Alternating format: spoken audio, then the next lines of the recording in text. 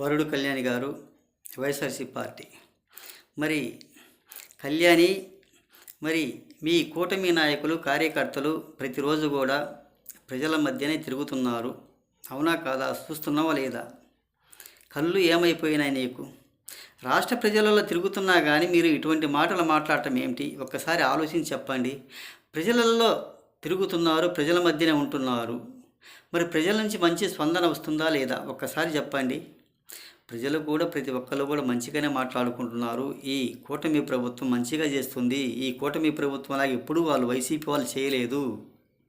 Super 6 పథకాలు కూడా చాలా వరకు కూడా అమలు చేశారు. ఇంకా ఏమన్నుంటే చేయగలుగుతారు అని కూడా అంటున్నారమ్మా వరుడు కళ్యాణి గారు. ఒక్కసారి ఆలోచించండి. మరి కొన్ని పథకాలు అమలు చేయకపోయినా కానీ చేస్తారు. మరి మీరు పథకాల్లో చాలా వరకు కూడా ఎగనామం పెట్టారు. ఏం చేశారు చెప్పండి?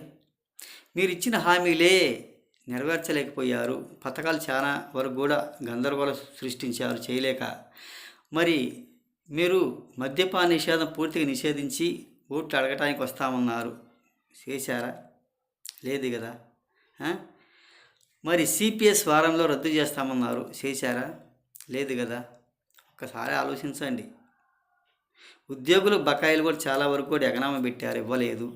మరి ఈరోజు మీరు ఎలా అడుగుతున్నారు, ఎలా మాట్లాడగలుగుతున్నారు? ఒక్కసారి చెప్పండి. రాష్ట్ర ప్రజలకు ఇటువంటి పనికిమాలిన మాటలు మాట్లాడితే ఎలా నమ్ముతారు? ఒక్కసారి చెప్పండి.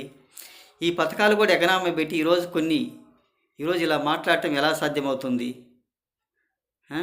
అన్నీ వదిలేశారు. ఈరోజు మీరు ఇలా మాట్లాడగలిగితే ఏం లాభం, ఏం ప్రయోజనం?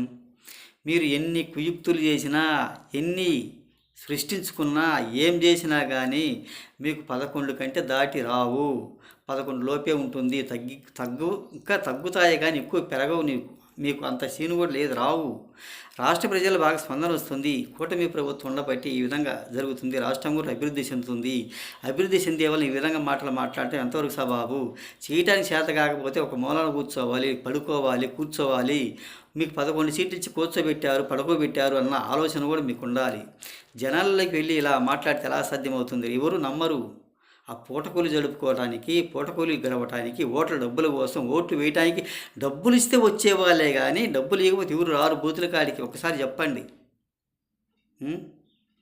ఇప్పుడున్న వాళ్ళు అదే విధంగా చేస్తున్నారు. కొంతమంది డబ్బులు ఇస్తే బూతుల దగ్గరికి వచ్చేవాళ్ళు, అటువంటి మాటలు మాట్లాడేవాళ్ళు అనేది ఒక్కసారి ఆలోచించుకోవాల్సిందిగా.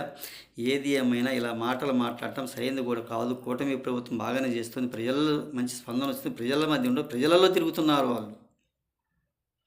మీరు అధికారం చేపట్టడానికి ఇలా మాయ మాటలు మాట్లాడితే ఎలా సాధ్యమవుతుంది? రాత్రి ఏదో ఒక మాట కూడా చెప్పాను నేను.